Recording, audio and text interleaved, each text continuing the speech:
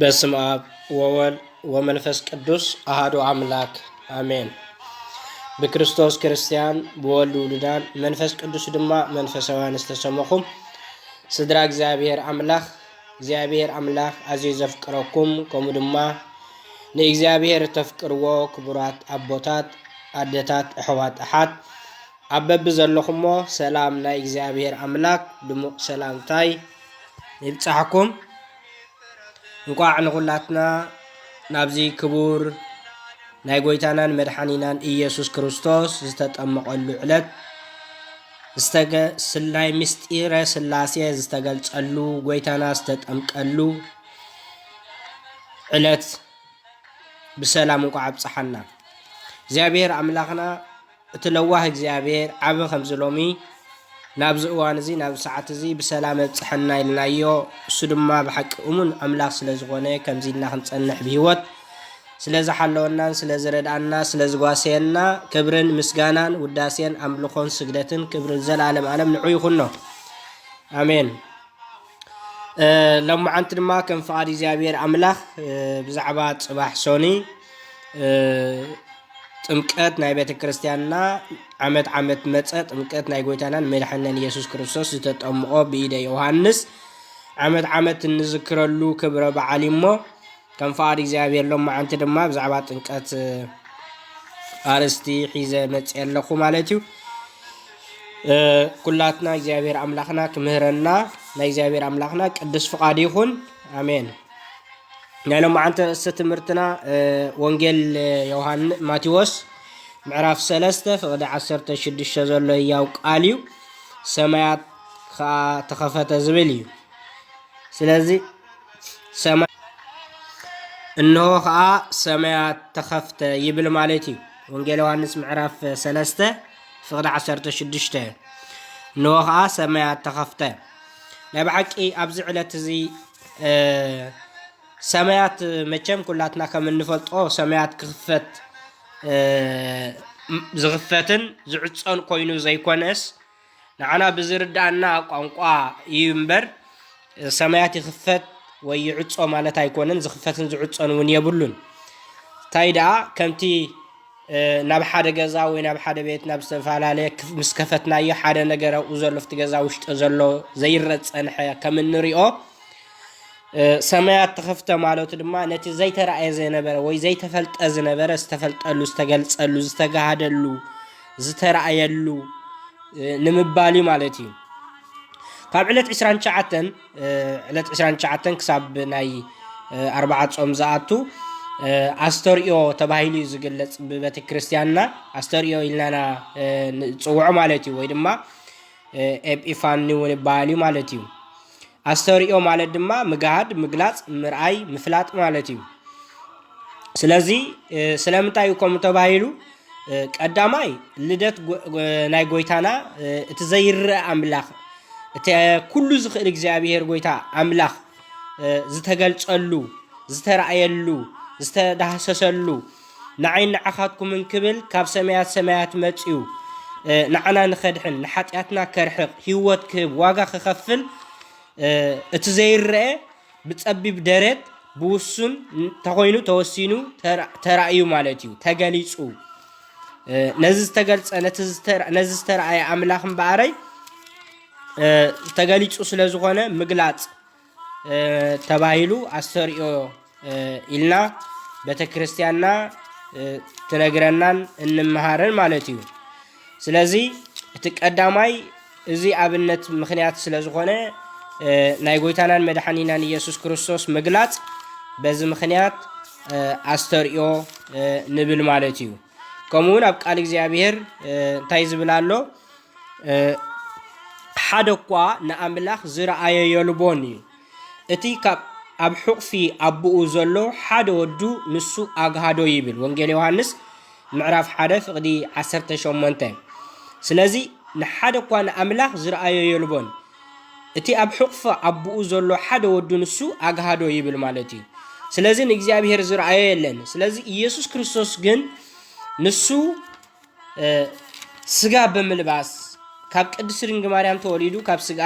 ካብ ነፍሳ ነፍሲ ብምውሳድ እንታይ ኮይኑ ማለት እዩ ተወሊዱ ተራእዩ ተገሊጹ ማለት እዩ ስለዚህ በዚህ ምክንያትም በአረይ እንታይ ንብል ማለት እዩ ኢየሱስ ክርስቶስ ተገልጸሉን ዝተራእየሉን ንዓና ክብል ዝተወልደሉ እግዚአብሔር አምላኽና በዚህ ምክንያት ንሕና ነኽብሮ ምግላጽ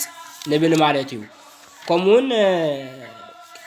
ቀዳማይ መልእኽቲ ዮሐንስ ወንጌል እውን ብዛዕባ ዘነገር እዚ ይነግረና እዩ ማለት እዩ እንታይ እቲ ቃል ድማ ነታ ህይወት ዝነበረት ታብ አምላኽ ዝነበረት ህይወት ሲ ዝተገልጸት እናበለ ይገለ ይዛረብ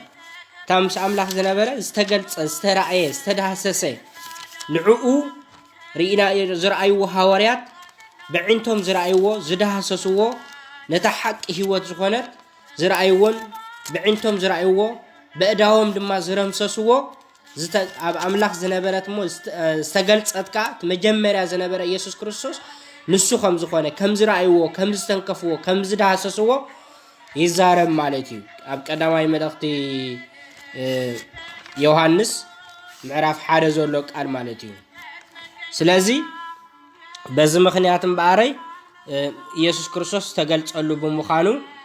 ዝተራእየሉ ብምዃኑ ተቀዳማይ ዝነበረ ኣብ አምላኽ ካ ዝነበረ እሱን አምላኽ ዝነበረ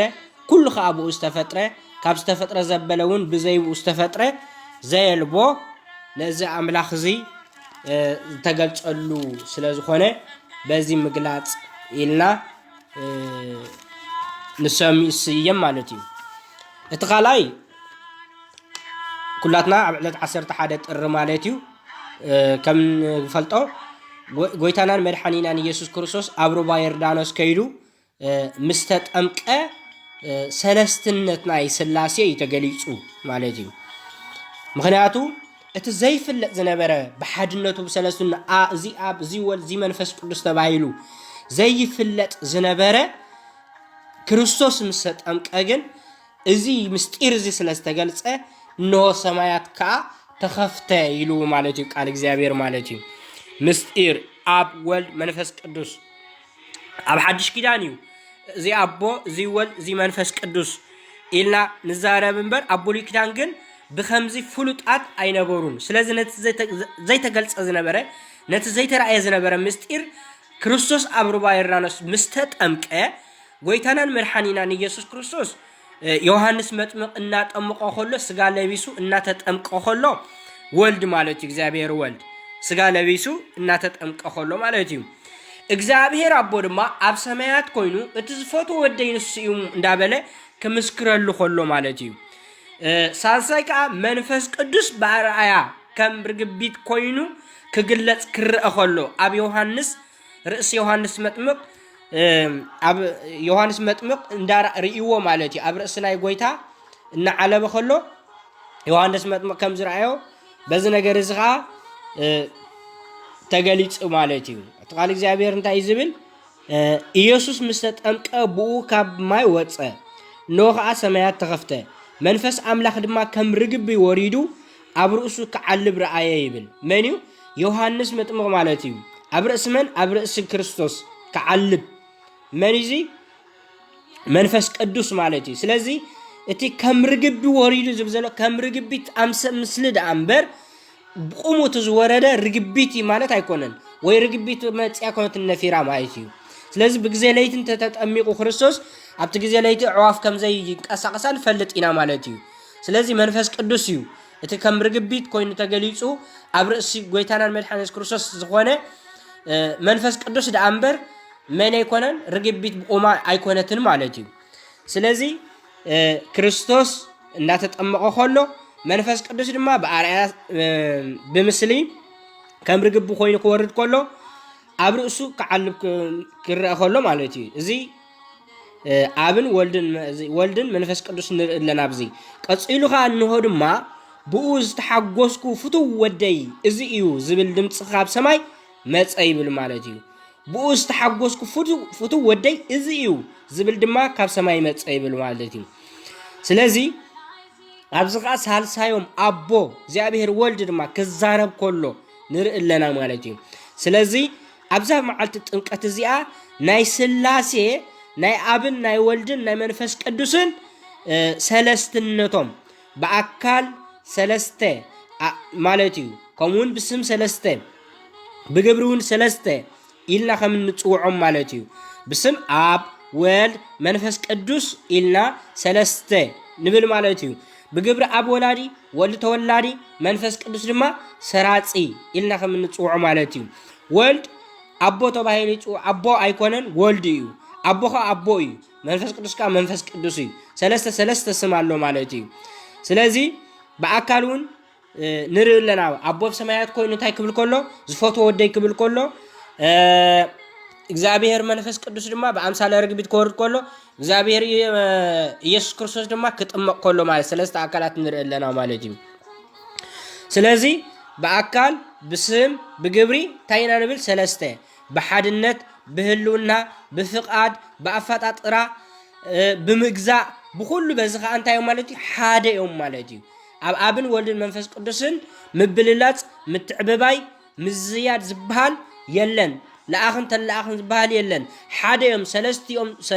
አብን ወልድን መንፈስ ቅዱስን ማዕረ እዮም ከምቲ ክርስቶስ ዝበለ አነን አቦን ሓደ ኢና ከም ዝበለ ሓደ እዮም ማለት እዩ ስለዚ ብኡስ ተሓጎስኩ ፍቱ ወደይ እዚ እዩ ኢሉ ማለት እዩ ሓደ ወዱ ከም ዝኾነ ኢና ንርኢ ማለት እዩ ስለዚ ሓደ ወዱ ስለ ዝኾነ ነቲ ሓደ እንኮ ዘፍቀሮ ወዱ ድማ ዓለም መታኸድሕን ንኢየሱስ ክርስቶስ ንወዱ ናብ ዓለም ለአኾ እግዚአብሔር አቦ ኢየሱስ ክርስቶስ ድማ መስቀል ተሰቂሉ ንዓይ ንዓኻትኩምን እንታይ ዝገበረልና ደሙ በመፍሳስ ዋጋ በመኽፋል ኢየሱስ ክርስቶስ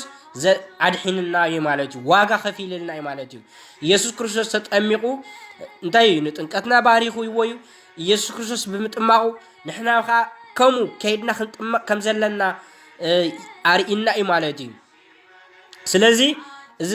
ኣብዚ መዓልቲ ጥንቀት እምበር ሰማያት ተኸፍተ ዝተባሃለ ምኽንያት እንታይ እዩ ከምቲ ዝበልናዮ አስተርእዮ ኢልና ንገልጾ አስተርእዮ ምግላጽ ምግሃድ እቲ ተሓቢኡ ዝነበረ ዝረአ ተፈልጠሉ ስለ ዝኾነ ማለት እዩ ስለዚ አብን ወልድን መንፈስ ቅዱስን ተባሂሎም ኣብ ብሉይ ኪዳን እንዳይፍለጡ ዝነበሩ ኣብ ሓድሽ ኪዳን ግን አብን ወልድን መንፈስ ቅዱስን ኮይኖም ተፈሊጦም ኢየሱስ ክርስቶስ እውን ባዕሉ እንሆ ብስም አብን ወልድን መንፈስ ቅዱስን እናጥመቅኩም ደቂ መዛሙርተይ ግበርዎም ኢልዎም ብስም አብን ወልድን መንፈስ ቅዱስን እናጥመቅኩም ደቂ መዛሙርተይ ግበርዎም እንጌል ማቴዎስ ምዕራፍ 28 ፍቅዲ 19 ማለት እዩ ስለዚ ሰለስተ ስላሴ ዝተገልጸሉ ስለ ዝኾነ ሰማያት ተኸፍተ ተባሂሉ እግዚአብሔር ተመስገነ ይኹን እዚ አስተርእዮ እዚ ልክዕ ሐዋርያ እዚ ነቢያት ማለት እዩ ኣብ ብሉይ ኪዳን ኩሎም ቅዱሳን እነ ሙሴ አብርሃም አዳም ነቢያት ኩሎም ከም በዓል ኢሳያስ ሚልክያስ ኩሎም ቅዱሳን እዚኣቶም ኢየሱስ ክርስቶስ ከም ዝግለጽ ካብ ድንግል ማርያም ከም ዝውለድ እቲ ዘይተዳሰሰ እቲ ዘይተራእየ እቲ ዘይተጨበጠ እቲ ዘይተገልጸ ዝነበረ አምላኽ ንሱ ስጋ ናተይ እናትኩምን ሙሳድ ካብ ቅድስት ማርያም ተወሊዱ ከም ዝረአ ከም ዝግለጽ ዓለም ከም ትድሕን ዋጋ ከም ዝኸፍል ነቲ ናብኡ ዝመጽእ እቲ ንዑ ዝሰምዖ ናይ ዘለዓለም ህይወት ከም ዘለዎ ኢየሱስ ክርስቶስ ንሱ ህይወት ስለ ዝኾነ እቲ ብኡ ዝኣምን ድማ ንሱ ኢየሱስ ክርስቶስ እንታይ እዩ ህይወት እዩ አምላኽ እዩ ኩሉ ዝኽእል እሞ እቲ ብኡ ዝኣምን ከዓ ናይ ዘለዓለም ህይወት ክህልዎ እምበር ንኸይመውት ኢየሱስ ክርስቶስ እሱ ከም ዝመጽእ እንታይ ገብሩ ነይሮም ተነቢዮም መስኪሮም ምሂሮም ኣብ መጽሓፍቶም መስፊሮም ማለት እዩ ስለዚ ኢየሱስ ክርስቶስ ነዚ ምባል ተገሊጹ ማለት እዩ ተገሊጹ እንደገና ኣብ ሮባ ይራኖስ ድማ ክጥመቅ ከሎ ክርስቶስ ናይ ሰለስትነት አብን ወልድን መንፈስ ቅዱስን ዝተገልጸሉ እዩ ማለት እዩ እምበር ኣብ ህይወትና እውን መንፈሳዊ ህይወት ኩሉ ናይ ኢየሱስ ክርስቶስ አባና ክግለጽ ይግብኦ ማለት እዩ ክርስቶስ ኣብ ልብና ክውለድ እቲ ኩሉ ከምቲ ክርስቶስ ዝበሎ እንሆ መንፈስ ቅዱስ ናባኻትኩም ምስ መጸ ነቲ ዝተምሃርኩሞ ከዘክረኩም እዩ ንዘይተምሃርኩሞ ድማ ክምህረኩም እዩ ከተባብዐኩም እዩ ሓይሊ ክበኩም እዩ እናበለ ክርስቶስ ከም ዝተዛረቦም ኣብ ህይወትና ድማ እግዚአብሔር ንዘይተገልጸልና ንዘይተፈለጥናዮ ዘይፈለጥናዮ ክንፈልጥን ክግለጸልናን ንዘይተረዳእና ከረዳእና ንዝተምሃርናዮ ከዘኻኽረና ምግላጽ ሓቂ ዝኾነ መንገዲ ክወሃበና ኩሉ ግዜ ንአምላክ ክንጽሊ ናብ ኣምላክ ክንቀርብ ቃሉ ኸነንብቦ ኣቤቱ ክንመላለስ ይግባአና ማለት እዩ ስለዚ ካልእ ኢየሱስ ክርስቶስ ተገሊጹ ንብል ኣለና ብፍጹም ኣምላኽ ፍጹም ሰብ ኣምላኽ ፍጹም ዝኾነ ኣምላኽ ፍጹም ሰብ ብምዃን ተገሊጹ ኢየሱስ ክርስቶስ እቲ ዝተገልጸ እሱ ስጋ ካብ ቅድስቲ ማርያም ነፍስ ከስጋን ነፍስን ብምውሳድ መለኮትን ስጋን ሓደ ዝኾነ ዝተዋሃደ ኣምላኽነቱ ከይገደፈ ከይለወጠ ፍጹም ሰብ ኮይኑ ሰብ እቲ ስጋው ድማ ስጋውነቱ ሰብ ምዃን ከይለወጠ ምስ ስጋ ተዋሂዱ መለኮት ናይ ስጋ ገንዘቡ ገይሩ ናይ መለክ ስጋ ኻ ናይ መለኮት ገንዘቡ ገይሩ ንብል ማለት እዩ ስለዚ ኢና ኻ ክርስቶስ ኣምላኽ ኣይመውትን ግን ብስጋ መይቱ ንብል ማለት እዩ ስለዚ እቲ ናይ ስጋ ናቱ ባህሪ እዩ ስለ ዝገበሮ ማለት እዩ ስለዚ ፍጹም ተዋህዶ ኢልና እንኣምን ሓንቲ ደቂቕ ኩን ሰከንድ እውን ተፋላሊ ይፈልጥን መለኮት ካብ ስጋ ስጋ ካብ መለኮት ተፈሊ ኣይፈልጥን እዩ ክርስቶስ ኣብ መስቀል ስመት እኳ ነፍሲ ካብ ስጋ እኳ ትፈለምበር መለኮት ግን ካብ ነፍስን ካብ ስጋን ኣይተፈልየን ነይሩ ማለት ስለዚ ፍጹም ተዋህዶ ነይሩ ፍጹም ተዋህዶ ኣሎ ማለት እዩ እምበኣር ሕጂ እውን ንሕና ምግላጽ ንጽበዮ ካልእ ድማ እንታይ ኣሎ ኢየሱስ ክርስቶስ ክመጽእ ዳግማይ ክመጽእ ሰብ ተስፋ ኢና ትንሣኤ ሙታን ንኣምን ኢና ሓደ ካብቶም ሓሙሽተ ኣእማደ ምስጢር ንመሃሮ እንታይ ኢና ንብል ምስጢረ ትንሣኤ ሙታን ማለት እዩ ስለዚ ኩሉ ሰብ መወዳእታ መዓልቲ ፍርዲ ዝውሃበላ እዛ ዓለም እዚኣ ተጠቕሊላ እትሓልፈሉ ንዘለዓለም ኣብ ሰማያት ኣብ መንግስቲ ኣምላኽ ምስ እግዚኣብሔር ኮይንና ነብረሉ ኢየሱስ ክርስቶስ ክመጽእ እዩ ንሓጣን ብጸጋም ንጻድቃን ብየማኑ ዘቐመሉ ሽዑ ኸዓ በቲ ንነብሮ ዝነብራና ናብራ ንዕኡ ተኣሚና ፍረነ ፍርንተ ነርና ኣብ መንገዱ ንመላለስ እንተ ነርና ኢየሱስ ክርስቶስ በቶም ብየማኑ ዝቕመሞ ብየማኑ ኣቂሙ ጥራይ ዘይኮነ ኸዓነይስ እንሆ ዓለም ክፍጠር ከሎ ዝተዳለወልኩም መንግስቲ ኣትምብሩኻት ናይ ኣቦይ ንዕኡ ረሱ ተባሂሉ ክርስቶስ እውን ክዛረብ እዩ ናይ ህይወት ዝኾን ቃል ከስምዐና ሽዑ በዚ ሰዓት እዚ ኢየሱስ ክርስቶስ ክግለጽ ክመጽእ ከሎ ከዓ ከምቲ መጀመርያ ተዋሪዱ ኣብ መብልዕ ማል ዝተወልዶ ዘይኮነስ ብኽብሪ ምስ ኣላፋት ቅዱሳን ክመጽእ እሞ ክወስደና እዩ ናይ ዘለዓለም መንግስቲ ክንወርስ ኣብ መንግስቱ ምስኡ ክንነብር ክወስደና ክመጽእ እዩ ስለዚ ነዚ ምግላጽ እዚ ክፈልጥ እንድሕር ኮይና ግን ክንጽበ እንተ ኮይና ኩሉ ግዜ ኣብ ቤቱ ክንነብር ኣለና ምስኡ ክንጽጋዕ ኣለና ክንጻባበ ኣለና እቲ ዓበየ ዕላማ ናተይናትኩምን ንመንግስቲ እግዚአብሔር መውራሲ እሞ ንእግዚአብሔር ኣብ ቤቱ ብትጋት ብጸሎት ብቅዱስ ቁርባን ብምስጋና ብሰናይ ህይወት ምምልላስ ኣብ ምስ እግዚአብሔር ተጸጊዕና ምስ እግዚአብሔር ተስፋና እሱ ዓንድና እሱ እንባና እሱ ጸግዕና እሱ ዋልታና እሱ መራሒና እሱ ህይወትና ብምግባር ኣብኡ ብምጽጋዕ ክንነብር ይግባአና ቶም ብእግዚአብሔር ዝነብሩ ከምታ ዝእመኑ ከምታ ንዘለዓለም እትነብር ከረንጽዮን እዮም ተባሂሉሎ ማለት እዩ ስለዚ ኣብ እግዚአብሔር እንተተኣሚና ኣብ እግዚአብሔር ተተወኪልና ከምቶም ኩሎም ዝሓለፉ ቅዱሳን ንጹሃት ዝኾኑ ቅዱሳን እግዚአብሔር ዘመስመርዎ ብናቱ መንገዲ ዝተመላለሱ ከምኦም ኣሰሮም ስዒብና ምስ ክርስቶስ እንተተጸጊዕና ናይ ብሓቂ ክርስቶስ ክመጽእ ከሎ ክግለጽ ከሎ ክወስደና ይምስኡ እንተዘይ ካብኡ ዘቢልና ግን ምስቶም ብጸጋም ዝቆሙ ንዲያብሎስን ኣጋንንትን ዝተዳለወ ስፍራ ናይ ዘለዓለም ስቃይ መንከራ ዘለዎ ቦታ ምሕርቅንቃም ጸልማት ግብ ዝበለ ካብ ኣምላኽ ዝተፈልየ ነገር ቦታ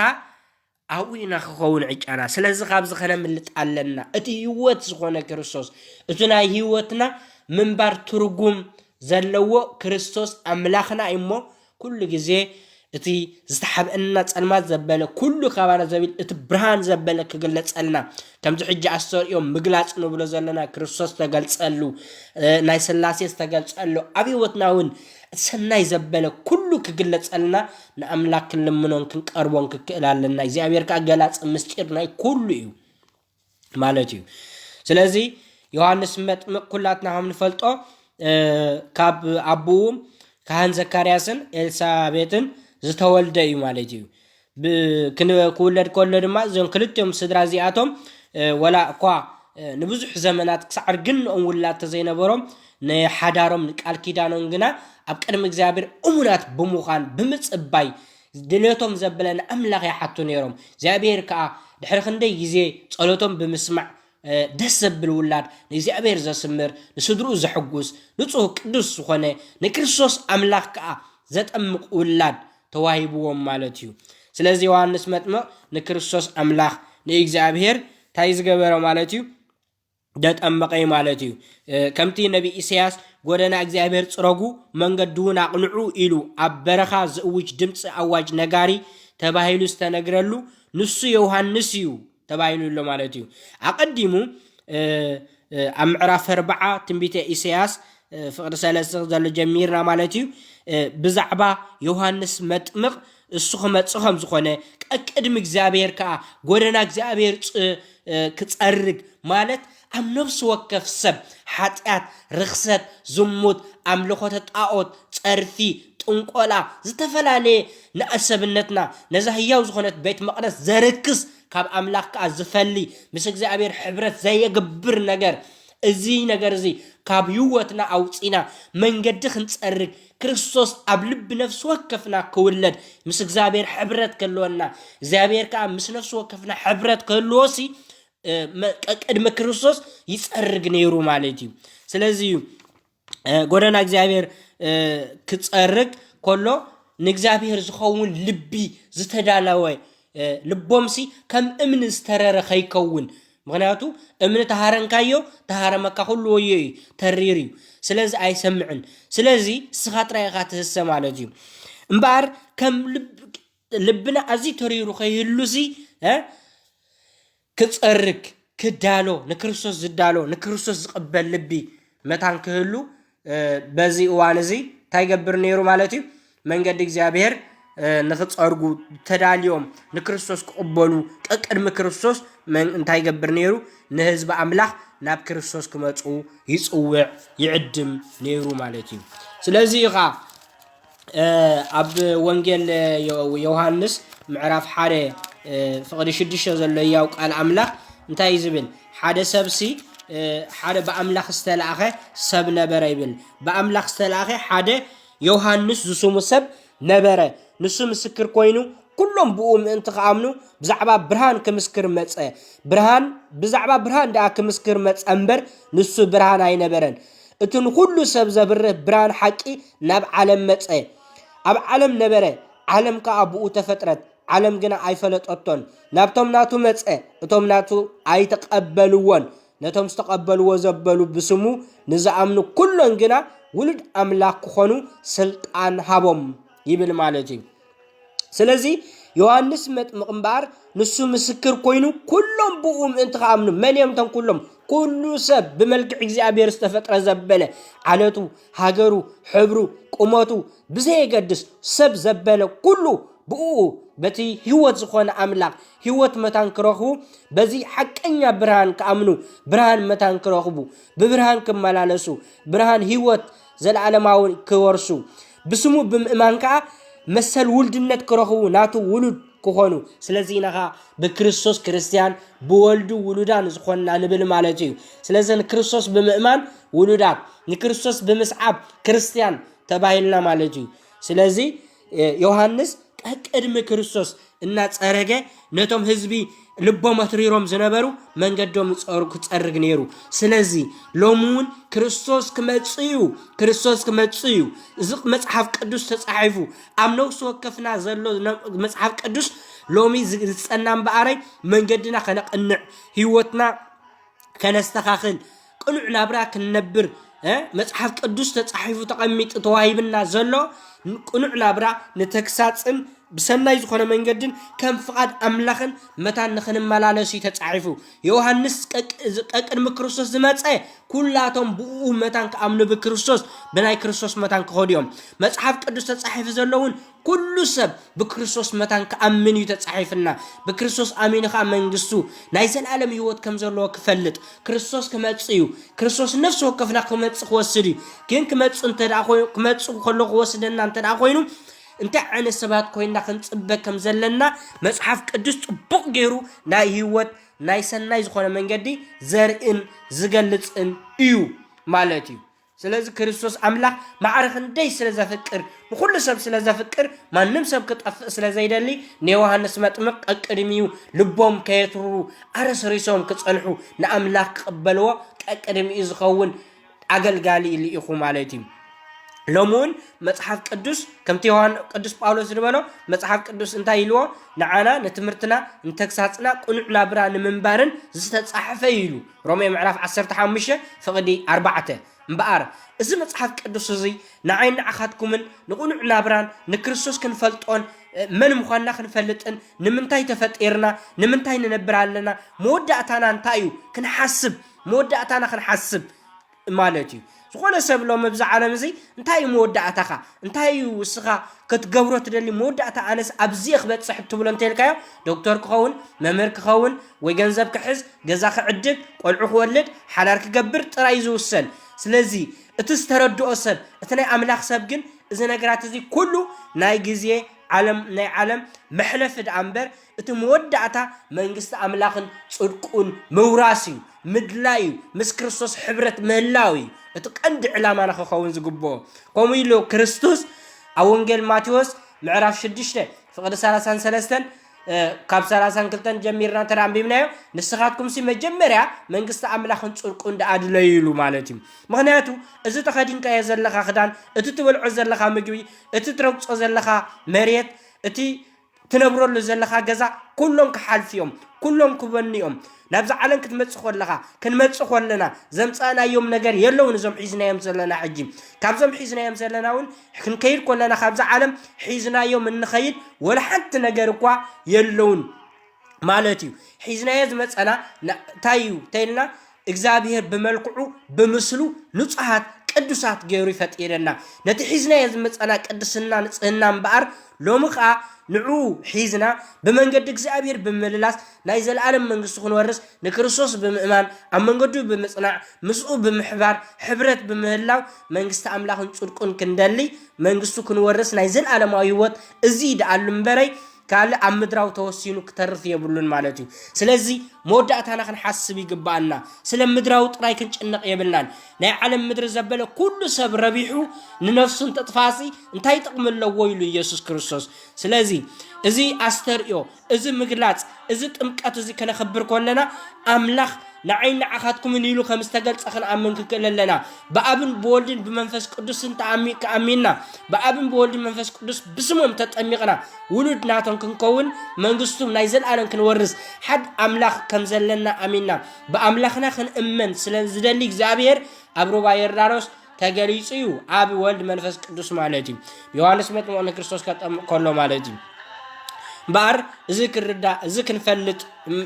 ይግባአና ማለት እዩ ኢየሱስ ክርስቶስ ክግለጽ ይሕዋተይ ኢየሱስ ክርስቶስ ክመጽእ ንነፍሱ ወከፍና ክወስድ እሞ ኩላትና ኩሉ ግዜ ንህይወትና ኣብ ቅድሚ እግዚአብሔር ክንሰርዓ ይግባአና ንሕዋትና ንጎረበትና መሳርሕትና ደቅ መማህርትና ኩሉ ዝሓፈሻ ኩሉ ሰብ ዘበለ ወንጌል ናይ ክርስቶስ ከነበስረሉ ይግባእ ነቲ ዝጣዓምናዮ ብርሃን ነቲ ዝረኣናዮ ኣምላኽ ነቲ ዝተረድአና መንፈሳዊ ህይወት ነቶም ሕዋትና ክንገልጸሎም ከነካፍሎም ይግባእ ምግብ ክትበልዕ ኮለኻ ወይ ምግብ ክንበልዕ ኮለና ሰብ ክሓልፍ ኮሎ ወይ ጥቃና ኮፍ ኢሉ እንተልዩ ሶይና ንበልዕና ምቸም ንፈልጥና ንቀደም በሊና ንብለው ማለት እዩ ስለዚ ናይ ቃል እግዚአብሔር ድማ እቲ ዝበለጸ ናይ ህይወት ንዑ ዝበልዕ ንዑ ሰት ዘይጠም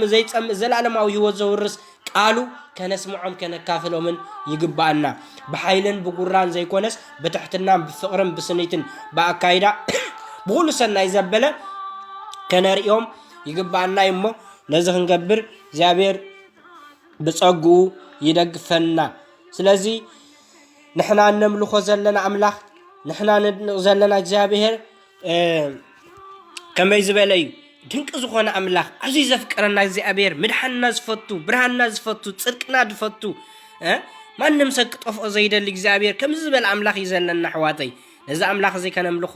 ነዚ ኣምላኽ እዚ ከነገልግሎ ኣብ ቤትና ክንጸሊ ኣብ ቤትና ቃሉ ከነንብብ ኣብ ቤትና ኩሉ ግዜ ምናብራና ኣብ ስራሕና መንገድና ብምውፃና ብምእታውና ክንበልዕ ክንሰቲ ክንድቅስ ክንወፍር ክንኣቱ ስራሕና ክንጅምር ስራሕና ክንውድእ ትምህርቲ ክንጅምር ትምህርቲ ክንውድእ ኩሉ ግዜ እግዚአብሔር ብምስጋና ክንዓጽ ጀሚርና ብምስጋና كندمدمو يقبع مخنيات السوية ترقم بار هيوتنا نسي تقند علامنا هيوتنا بويا بزي بقول حتى ترقم يبلنا نحنا سلازي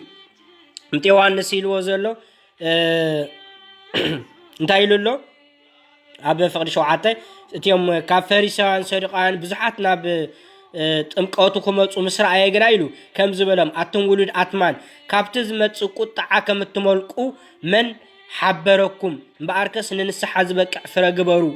بلبكم ابراهام ابونا لنا كم تبلو ايمسلكم نا ابراهام سي كابزن امان زياتن ولد كتنسلم نا املاك كم زكالو يبلكم مالخو يلوم سلازي حواتي لومي انتي زبلم زلو زياتهم نا ابراهام يفلطو لموسى يفلطو لداويت يفلطو كلهم قدسان يفلطوهم بزعبات الصعبا كريستوس استنبيو يفلطو جنكه نقدسان زساددو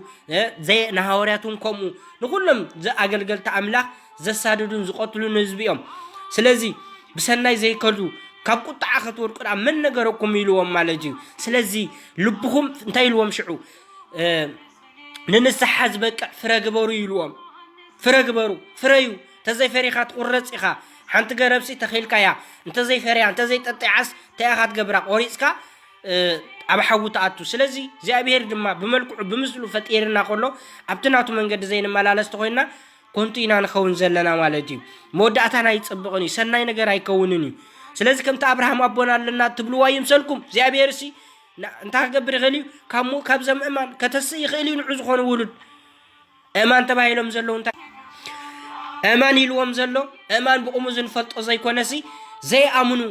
ناملخ زي فلطو اب املخ وتطاو زلو بزمسلهم مثل غيرهم زي املاخي زي غويتاي زبلو جنكا تزاريبهم زي سمعوهم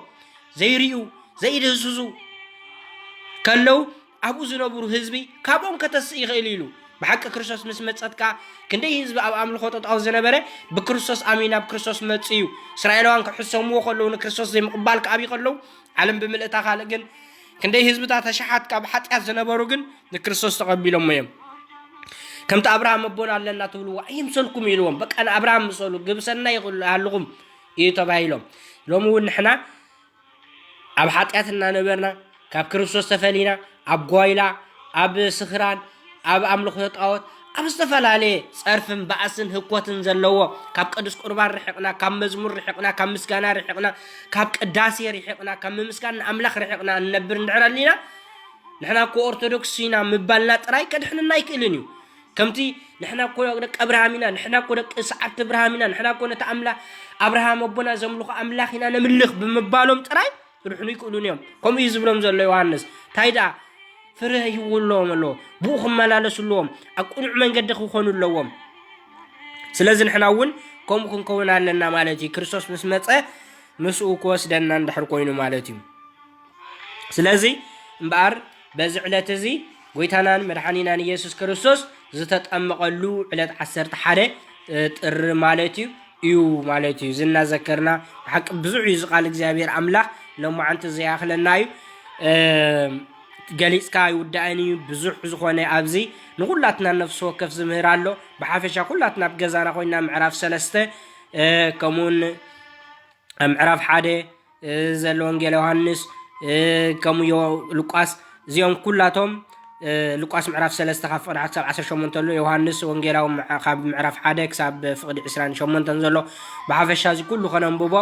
بزعبا نايس ماركوس ونكمو معرف حدا كفقد حدا كساب شمون تمالتيو بزعبا نايس كريستوس بزعبا استتمقو زمسكرو زي مالتيو ابوها يوحنس متمونتهم زبزاروم زنبره سناي زخونه كنبرو زغبانا قالاتون يمهروم نيريو سلاذ كله كنسمعو كننبوبو نغبانا بيمناخا بتيوت سخن ملالسلو እግዚአብሔር ጽጌ ደግፈና እግዚአብሔር አምላክና ነሳዓት ዝነዝዋን ዝን ስለዛበና كبرن مسكانان وداسين أملخون سجدتن زل عالم يخونه صلاتنا يدنا سنماريام سكولاتنا يكون حلوانا كبشان ملاك ترما أي فالينا نقول لخاتكم أبزيا من جدي channel يوتيوب من جد برهان التبل كل جزء زمت تمرتين متان كتكاتاتولون كتسمعون